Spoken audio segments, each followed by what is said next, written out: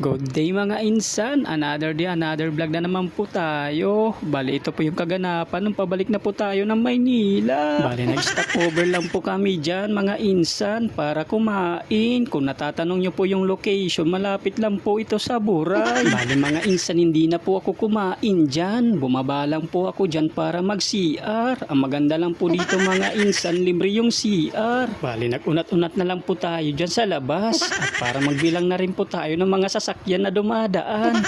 Charot lang. Bali, ayan po yung sinasakyan natin bus mga insan. Bali, Belly Boy po yung sinasakyan natin bus. Bali, yung biyahe po nila mga insan, Pitix to Pasay. Hanggang Cubao po yan mga insan. At yun na nga mga insan, nakaalis na rin po tayo. Bali, malapit na po kami dyan papuntang Katbalugan. Ang ganda po ng tanawin dito mga insan. Bali, hindi ko na po napidyohan yung Katbalugan mga insan dahil sobrang sarap po ng tulog ko. Dahil maaga po tayo umalis kanina ng bahay. Bali po, umalis ako kanina ng bahay mga alas 5 ng madaling araw mga insan. Baka malit ako sa aking pupuntahan. May pasok pa naman ako. At sana makasakay agad tayo mamaya ng barko para makaaga tayo makarating mga insan. Bali, tumatagal po ng 3 oras bago po tayo makapunta ng Alin mga insan. Dahil sa mga ginagawang kalsada dito mga insan.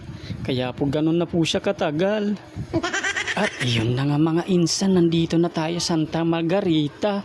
Ibig sabihin malapit na tayo sa Calbayog para kumain. Nagugutom na rin yung insan nyo kasi hindi po tayo kumain kanina. Bali, 2 oras na rin po tayong nagbabiyahe mga insan mula kanina. Hindi rin po ako kumain. Kaya nagugutom na rin po yung insan nyo. Kahit gutom ang insan nyo, busog naman yung mata ko dahil ang gaganda ng mga tanawin mga insan. Kita nyo naman yung probinsya dito mga insan, ang daming dagat at dami pong cottage. Kung gusto nyo rin po maligo dito mga insan, marami pong paliguan. Nung nakita ko yung dagat, parang gusto ko tuloy maligo dahil sa sobrang ganda ng tanawin mga insan at saka high tide pa.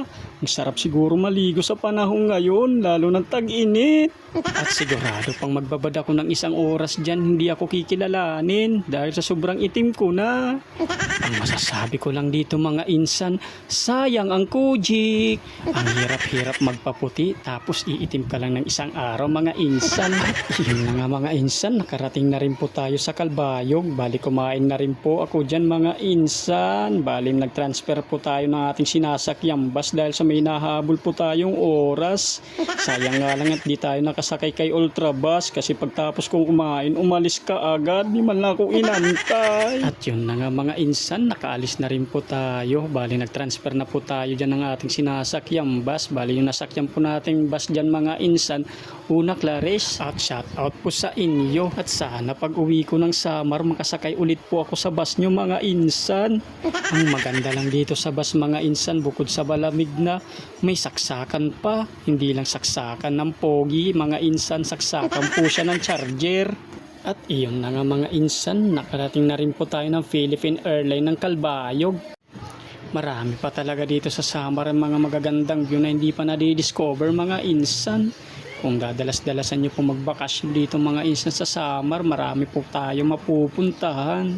Bali mga insan, 3 oras na po tayo nagbiyahe dyan. Bali, malapit na rin po tayo dumating ng Alin. Napapansin nyo po, nasa gilid na po tayo ng dagat. Ano ibig sabihin lang po niyan mga insan, palapit na po tayo sa sakayan ng barko. Naalala ko tuloy pag tuwing nandun ako sa tabing dagat, iniisip ko lahat ng problema ko. Lalo na yung utang ko. Ang laki-laki na. Hindi pa nga ako nakapagbayad ng bahay, pati kuryente. Pagbalik ko siguro nito nung Maynila, papalayasin ako na may-ari ng bahay. Aray ko. Maganda lang dito sa insan nyo, malaki na ang ipon. Malaki na po ang ipon niya. Utang pa. At yun na nga mga insan, nandito na rin po tayo sa tulay. Pag nakikitang tulay na to mga insan, meron pa akong naalala. Naaalala ko po yung nilalaro kong mobile games mga insan. Hindi ko na lang po sasabihin kung anong klaseng laro yun mga insan. Bahala na po kayo mag-isip. At yun na nga mga insan, nandito na rin po tayo sa Alin. Bali nakasakay na rin po tayo dyan ng barko. Bali hindi ko po nakunang kanina ng video nang kumuha tayo ng ticket. Dahil nagmamadali po tayo makasakay. Bali nagka-teen trip na lang po yung insan nyo. Mahili po kasi itong magka-teen trip mga insan. Good day mga insan. Ngayon, nandito na yung insan nyo ngayon. Nakasakay na sa ferry boat. Time check po mga 12:24 in the afternoon. Sobrang tirik ng araw dito mga insan. Video lang tayo dito. So nandito tayo sa rooftop. Ayan mga insan. Mukhang ulan pa.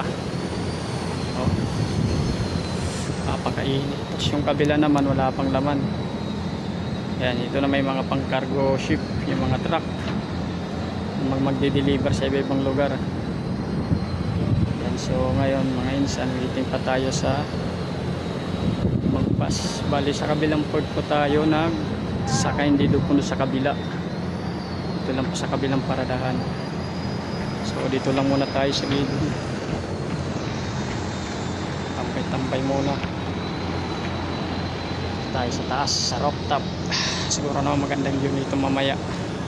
So hanggang dito lang muna.